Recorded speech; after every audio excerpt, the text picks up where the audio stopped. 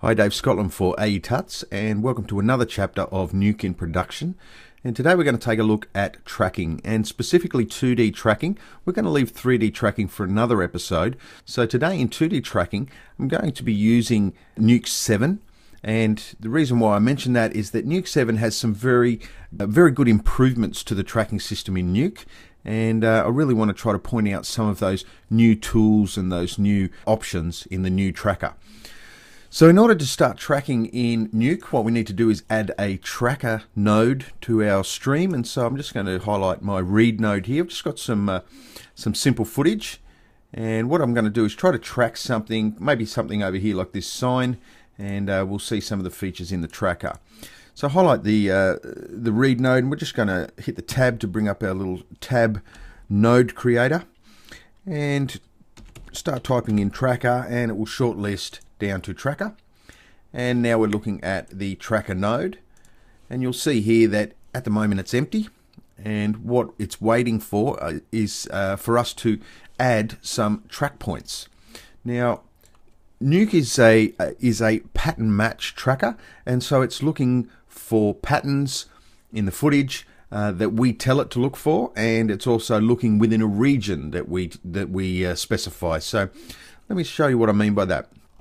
I'm going to come in on this, let's use this Dunlop Street sign here, and you'll notice up across the top here, these controls are specific to the tracker. If I was to close the tracker node out of my properties bin, those controls would disappear. So I can double click on the tracker to bring that back, and you can see these controls. And the way Nuke has actually laid this out for us, which I really do like, is you pretty much work from left to right. So over on the far left is add tracks, and we can click on that, and you'll see it goes red, and it's waiting for us to click somewhere in the viewport to add a track. So I'm going to click roughly where the O is in Dunlop, and you'll see that we get a tracking marker that's not that dissimilar to After Effects. And the inside square or box is the pattern that we're defining for the tracker to search for. And then the outside box is the area or region that I'm telling the tracker to search for this pattern on the inside. So the way to really get the best track is to try to get the inside box as small as you can, whilst making sure that the outside box is big enough but not too big to keep the pattern that I'm looking for inside it. Now, if there's fast jerky movement in the footage, then you're going to have to make this outside box larger, and that takes a little bit of extra processing power, and you may have to massage the tracker a little bit, given that fast movement usually means motion blur. So I'm going to just zoom in here and try to get my tracker to line up with the O. Now you'll notice I'm at frame 65. Now what I'm going to do is I'm just going to delete this tracker, and I can just use the delete tracks here. I'm going to go back to my frame 0, and then I'm just going to create it on the frame 0. Now there's a reason for doing this, and I'll tell you shortly what that is, but for now just create your tracker. I'm going to go in on that 0 or the O of Dunlop again. Now you'll notice on the left hand side of my viewer I have this little box here, and I've also got a little box on the right hand side. Well, on the left is the actual target that I'm seeing here. So the outside box of my tracker, or my track target, is the box that you're seeing over here, and the inside box is this small box here. So as I scale this up and down, you'll see that it's interactive on the left hand side. So I can set it for that O of the Dunlop Street there, and I can also maybe bring this in a little bit, probably about there. But I can also use this window to reposition my target or pattern window. So the top, this little top box up here is a keyframe, and by default, when I set up my first tracking position, it saves a keyframe. Now I'm going to get to this shortly and explain this in a little bit more detail, but for now you'll see over in my tracker I now have a track 1, and it's ready to track. So as I move across, you'll see that I've got some tracking players or play buttons, and I can track forward at normal speed, I can track forward frame by frame, I can stop the track, and I can track backwards frame by frame and track backwards at normal speed. So at any point you can highlight or leave your cursor over any of these features and it will tell you exactly what it does, and that really helps the process. So I'm sitting on frame 0, I've got my tracking position here, and I'm going to track forward. So let's go ahead and do that. Just highlight my tracker here, and by the way, it will track and save keyframes or save position data for any tracker that is highlighted over here in the tracker.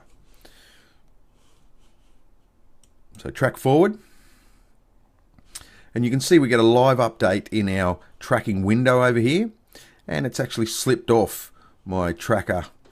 So I'm going to just have a look at this tracker and see, and it's a little hard to see, but luckily Nuke has actually got a fantastic new feature called the traffic light view mode, and if you click on this little set of traffic lights here, you get this color bar or color representation of the errors relative to your tracking positions. You can actually see that point, like things are going along fine here and they're all green, and then as they start to go further along, our tracker starts to lose its position, and sure enough, by the time we get to here, this is where it pretty much goes wrong and it slips right off our track, and we're totally out of whack there. So we can actually use this traffic light representation to help us fine-tune our tracker. So what I'm going to do is go back to frame 0. I'm going to open up my pattern window a little bit, just to incorporate a little bit more detail, and maybe stick it in between the P and the O. Just see if we can get a little bit more definition out of our tracker there, and maybe bring this in slightly. It's a right to left move, there's not a lot of up and down motion. So let's see how we go with this tracker. This little, by the way, this little button here it's the grab pattern button, and we use this, I certainly use this quite a lot, and I'll show you exactly how I use it shortly. But just to make sure that we grab a new pattern here, I'm just going to click on that, and then I'm going to track forward. And I think we've got a much better track now. The target seems to have anchored itself in between the O and the P, which is what I was looking for. But if you look at our traffic light indicator, when we get to about here, it's indicating that we're out of whack a little bit, and it starts to go orange into the red here. Now, another feature that I quite like about this tracker is the curve editor. Now, if I bring up the curve editor panel down the bottom and just go into my tracks and highlight error, what I can actually do is just view frame all, or you can use the hotkey A. And what I'm looking at is my actual error graph. So when it gets to about here, you can see there's a big difference between the error down here and then up here. So what I can actually do is come to probably this frame here, grab the pattern, the current pattern in the target, grab the pattern in the current target position here, and use the grab tool. And then what I'm going to do is track backwards frame by frame, just to see if we can improve that track a little bit. And as you can see down in the graph, we're getting a much better track, and it's starting to take out those peaks. Now, obviously, you will get to a point where it'll start to drive up the peaks again. So what you could do is go to, say, this position here, grab the pattern. As long as the pattern is actually lined up correctly, sometimes the data that's presented to you is not exactly what you would expect in the viewport. So always use your eye to check this sort of stuff. And I'm just going to track forward, see if we can't level out some of this detail. And you can see that we're getting a slightly better track through here, and we're taking out some of those peaks. So I can also come along here, maybe to this position, grab the pattern again, and move forward through towards the end. And when it starts to lift up off the bottom, maybe grab the pattern again. As long as the pattern is where it should be, we can grab the pattern and step forward again. And I've found using this tracker that when you step forward frame by frame, you often get a better track than playing forward at normal speed. And I can't really explain why, but it certainly does seem to work that way a little bit. And this looks like we're getting a much better track, and our traffic light representation of our track mark or keyframes seems to be very good, and I'd be happy with that track. And if we just played it through, you'll see that we get a nice track there. Now, this is only one tracking marker, and therefore it's never going to give me any tracking details or tracking data to represent rotation or scale. In order to do that, I need more tracking markers in here. So what I want to do with this, just to show you this process, I want to put it in a real world sense, and I want to replace this sign here. And the only way I can do that is to not only track the position of the sign, but also the rotation relative to the camera. So I'm going to go back to frame 0 and come across to that same sign and repeat the process. I'm just going to zoom in here now and fine tune my pattern window. Something like this should be okay. That's probably okay, and then just bring in my search window as well. That's looking pretty good, and let's go ahead and track it forward and see how we go with it. So this is track 2. You can deselect track 1 if you want to make sure that we don't damage the track, and go ahead and track forward. You can watch it in the left viewport over here, or the left window. So it's slipping slightly, but it's pretty close to what we want. I think we're looking pretty good. Now, you'll notice at frame 0 how bright the sign is, and by the time it gets to frame 99, it's a little bit darker. What we can actually do is come into our settings and just open up a couple of these. There's quite a lot of settings associated with the tracker. I'm not going to go through all of them today, but one that I really like and use all of the time is adjust for luminance changes. Now, rarely will this not improve your track, and so I like to leave that on. I also like to come down here and make sure my warp type is correct. Now, in this instance, there's not a lot of transitional movement. I'm not moving left, right, up and down, and so translate is probably going to be okay. But if there was a lot of left and right movement and the object I was tracking started to actually change shape in the camera, I would have to change this to translate, rotate, or translate, rotate and scale. And this can really improve your track if you are, as I say, transitioning quite a lot with the camera in the scene. So once again, we'll use the traffic light system. We'll just highlight the track 2, and you can see that we have our traffic lights or traffic light indicators for our track. And we can also use our error in our graph editor. So just right click, when you select error, just right click view frame all, and you can see that there's some trouble areas here. What I might do is take that point there, do a new grab, and then just step forward, see if we can improve this track a little bit. Looks like we got some problems down the end here. So let's go ahead and track backwards to this point here. And what I'm going to do is just slide that into position.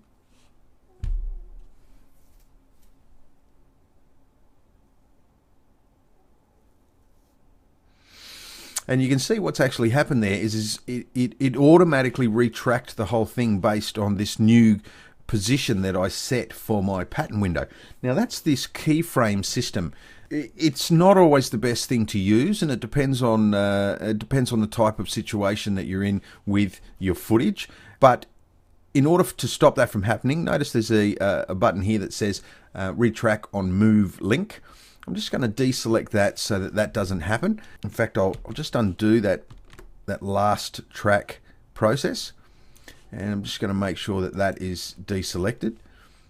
And now I should be able to just grab that new pattern there. In fact, I'll make sure I get that new pattern and then step back So when you get a massive spike like we do here in the error, just go to that keyframe and make sure that it is where it should be in the track. And you'll see it'll drop right back down again. I'm going to do that over here as well, where there's a bit of a spike. And as long as the tracker is where it should be visually over here, then it tends to be not much of an issue. Just grab it again and step through a few keyframes and see how we go.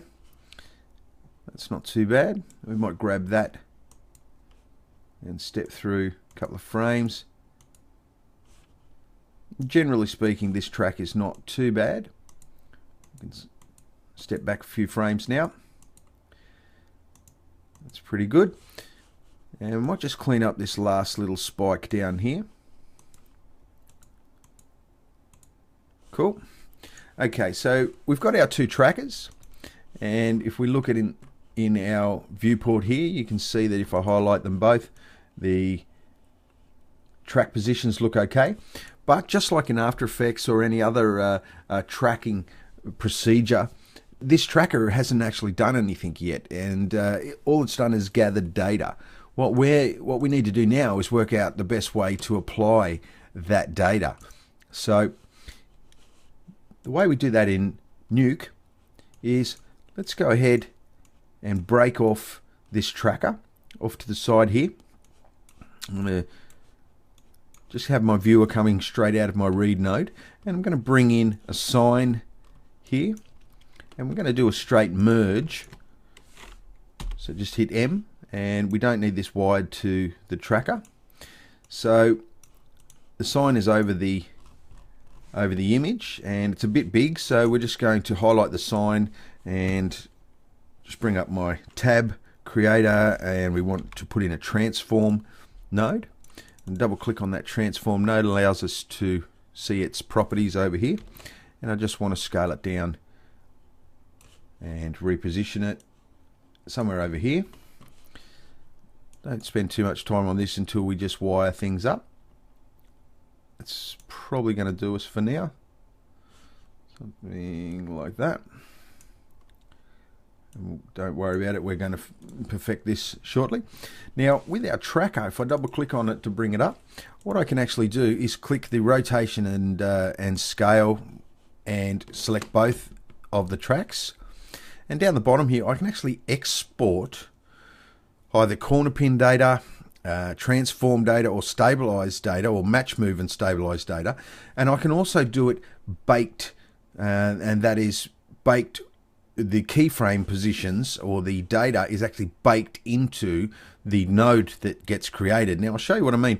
What I'll do is do a match move. If I click on that and go create, you'll see that it's given me a match move node, which is pretty much just a transform node. If I double click on it and bring it up, this is a transform node, but it has all of the data pre-entered, but the green line indicates that it is linked to the tracker.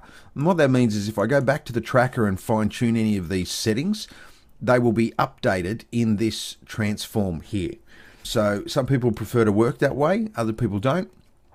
Another way of working, if I delete that, in the tracker, instead of match move, I can go match move baked and go create. Now it does exactly the same process, and the only difference there is that it has baked the data straight into the transform node, and there is no longer a link to the tracker. So anything I did to the tracker from this point forward would not be replicated out to this transform node. So that's the major difference between baked and non-baked. So what I can actually do with this is slide it down and put it in the pipe. Now it's put it in a slightly different place, and we just need to make sure we know where that's gone. It's just hide out. So it's definitely this transform that's causing the problem. So let's bring up that transform and let's bring the scale up a little bit so we can see what's going on. Slide it over. One thing to be aware of, if I bring up my tracker and go to transform, it says reference frame 1, and you want to make sure that that reference frame, and in this instance it was frame 1 that we used as a reference frame for the tracking node, Therefore, reference frame 1 is the best frame to line up any elements that you place in and then have them tracked or match moved using this transform.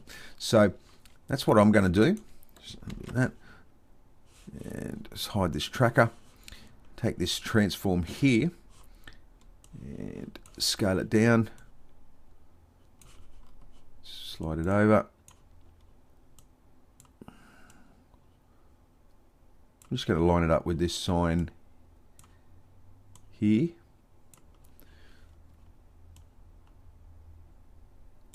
So that's not too bad. The perspective isn't correct, and we'll fix that shortly. But we should be able to get a good idea of whether this is actually tracked correctly.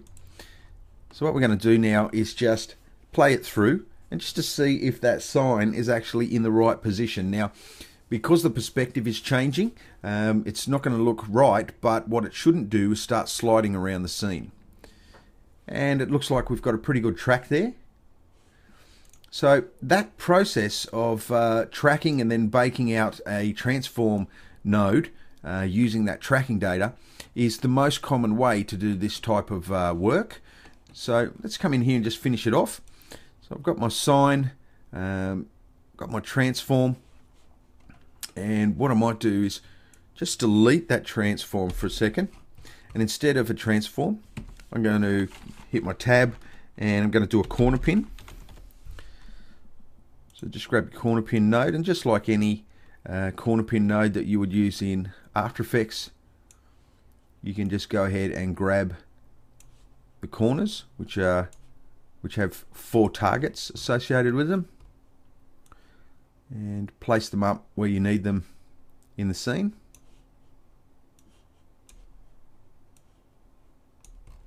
And sometimes, to help you line this sort of stuff up, you can come down to your merge node and just wind down the transparency here, which is the mix, and I'm just going to use that mix to fine tune my positioning.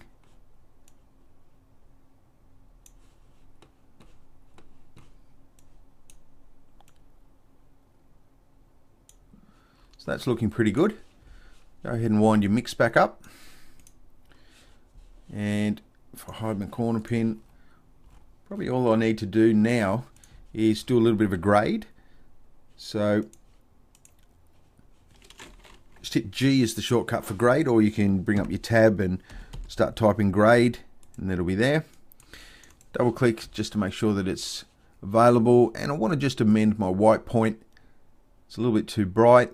Let's come down into the grey a little bit, and I might even just warm that up a little bit. So I'm just going to go into the gain and just warm that slightly, just to match what's going on around it. Everything seems to be a little bit warmer.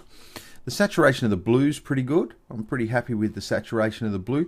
The black might be a little bit harsh, so just a little bit of fine tuning there. A bit of lift. That looks pretty good. So the other thing I want to do is try to maintain the same level of blur that's happening in the scene, and you'll see that even though this is a high definition piece of footage, there is some blur in the scene. So after the grade, I'm just going to use a blur node, and I'll probably wind it up to somewhere just around the 1 pixel mark. Something like that looks pretty good. If I just hide and unhide that, you'll see that it makes a big difference to what's happening in the scene. It's pretty good. I could probably go a little bit more on the blur. 1 point. It looks pretty good.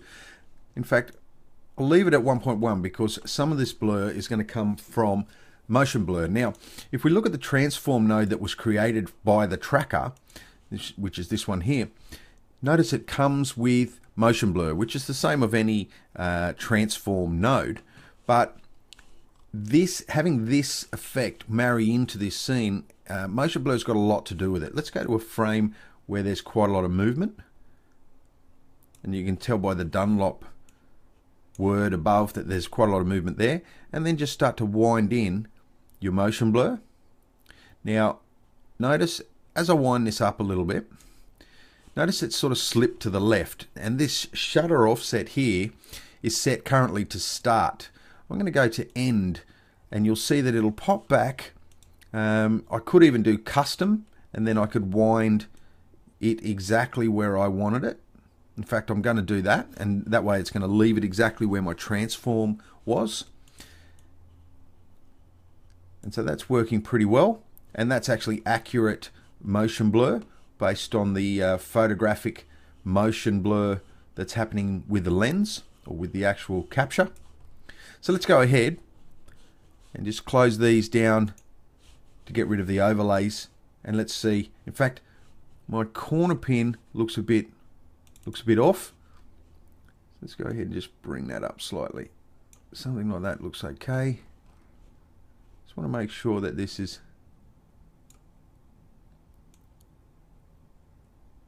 it's a pity to go to all this trouble and not have this sort of stuff really lined up. So that looks pretty good. Let's go ahead and play through, and it'll cache, and then we'll get to see it in real time.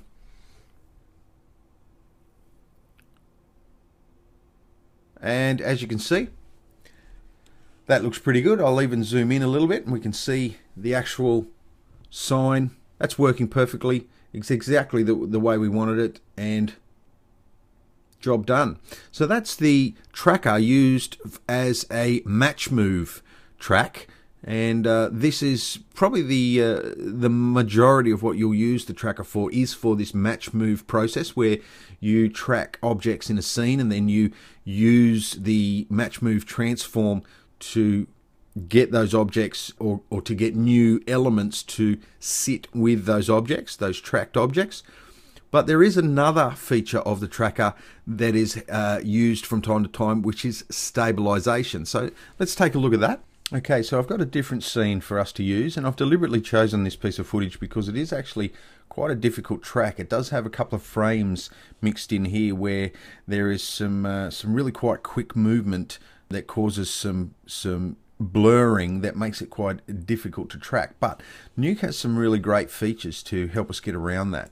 So straight away I'm just going to use my tab and bring up my tracker, add the tracker node, and if I just hide the read, come in here, I'm just going to click on my add track button, and I might just use a point over here. It's important to note that the tracker in Nuke actually works on luminance values. So the idea is to try to find some parts of your scene to track that have very good contrasting luminance values. The point that I've chosen right there is probably not the best point for me to choose.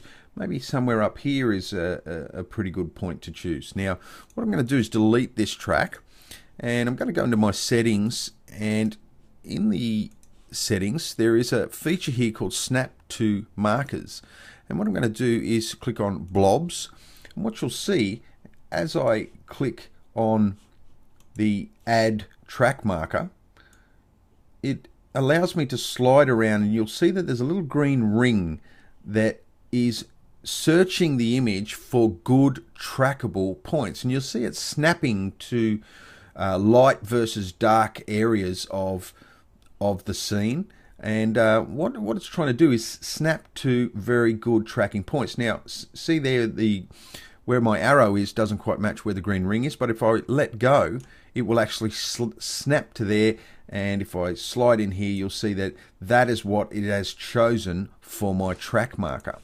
So I can now go in here and select that tracker and just slide this in a little bit, probably about there, and make sure that I've got enough. That looks pretty good. So let's go ahead and track that forward.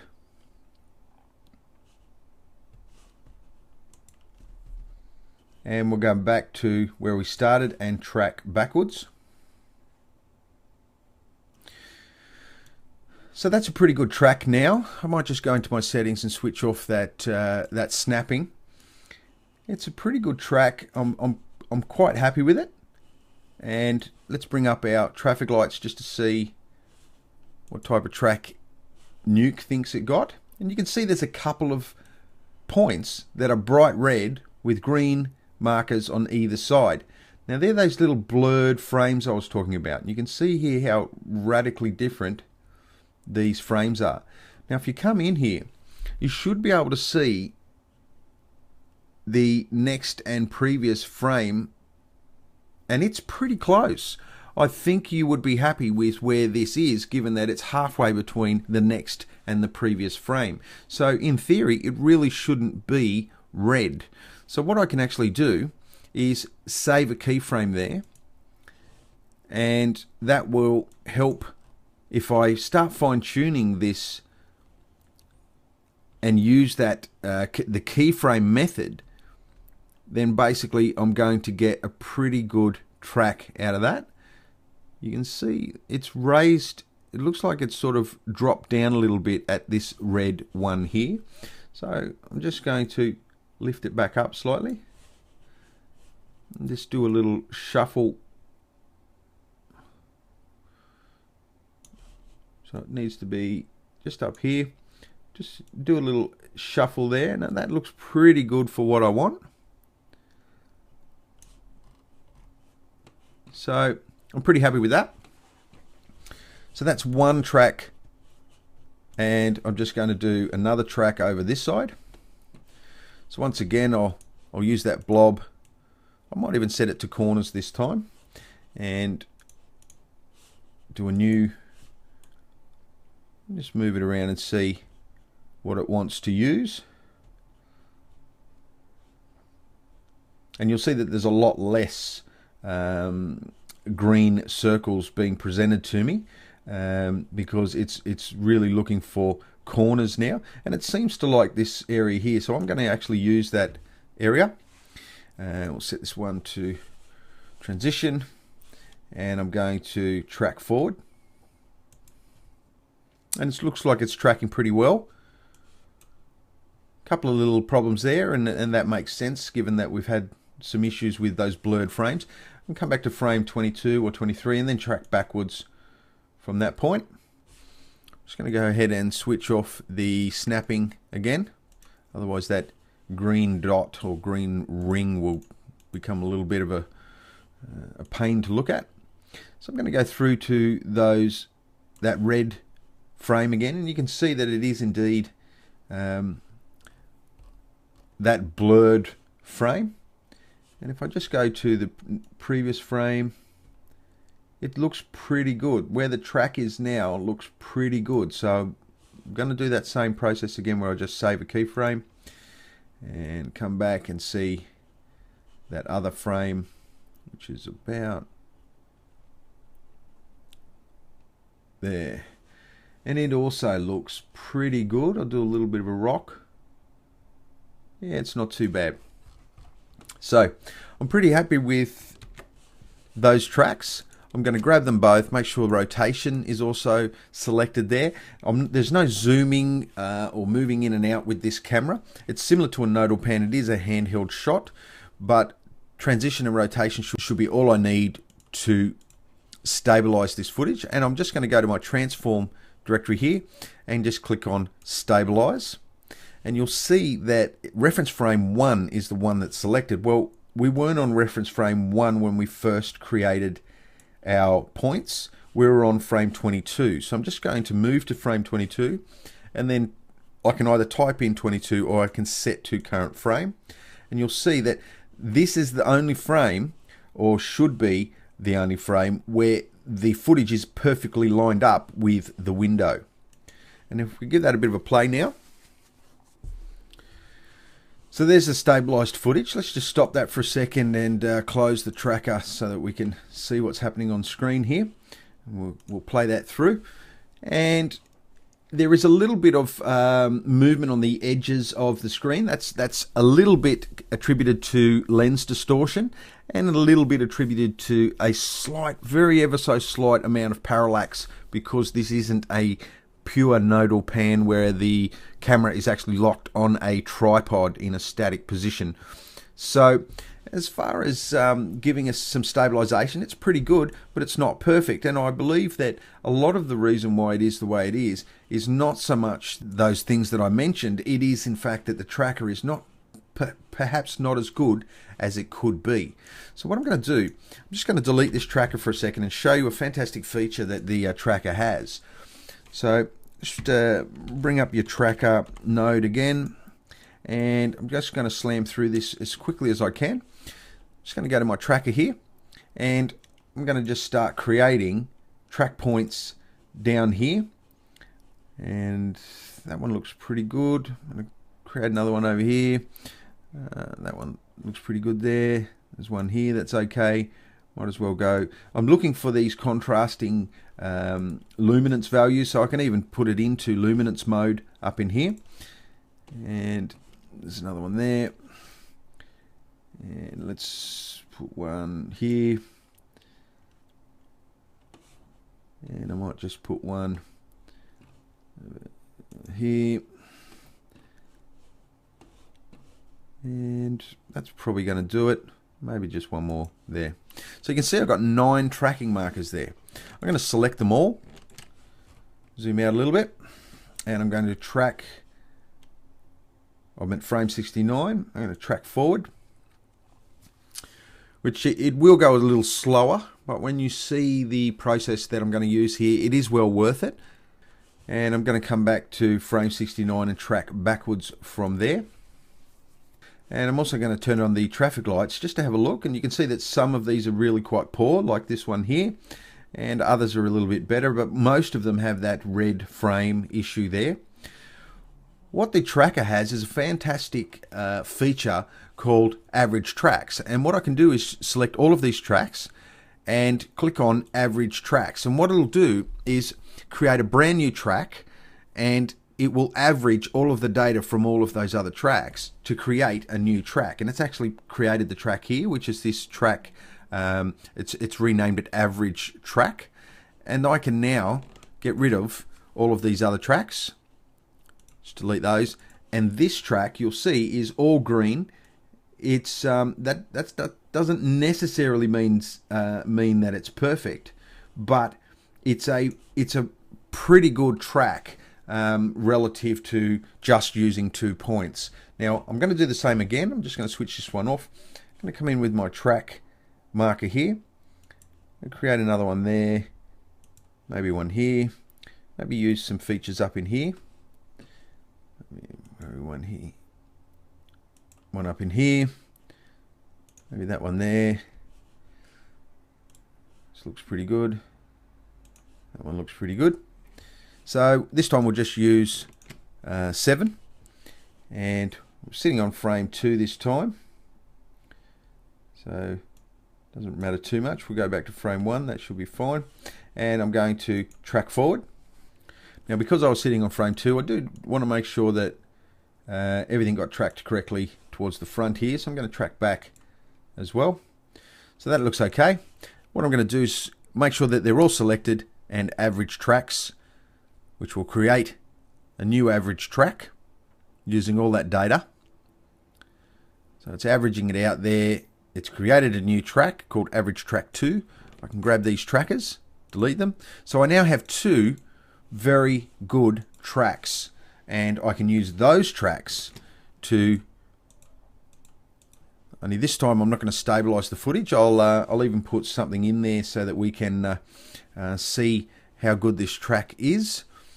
So let's go ahead and just read in something. What I'm going to do is take my tracker and break it off here. And I'm going to highlight my original footage, highlight my logo, hit M for merge. And then I've got my A over B scenario happening here. Let's go back to my RGB. What I'm going to do is actually have my merge as an overlay, and I'm also going to make sure that the alpha masking is ticked there as well. So I'm not going to use the tracker just yet. I'm just going to bring up a transform, and I'm going to just scale it into position and move it into position. Something like this. Let's scale it down a little more. Something like that. Looks like it needs to be rotated slightly. And that looks pretty good. Maybe slightly smaller on the scale. That looks pretty good.